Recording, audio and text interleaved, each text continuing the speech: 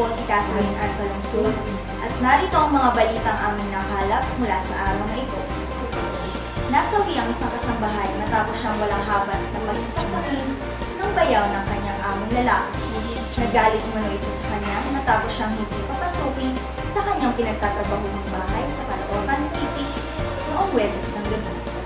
Dead on the spot ang 4 na buwang kasambahay ni Engineer Frederick Castillo na si Janet Maganan, 23, tubong daet Camarines Norte dahil sa mga natamo nitong saksak sa kanyang leeg at kaliwang bahagi ng kanyang mukha.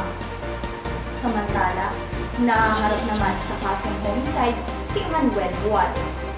Ayon sa investigasyon, dumalaw ang suspect sa bahay ng mga Castillo dakong 2:00 ng hapon.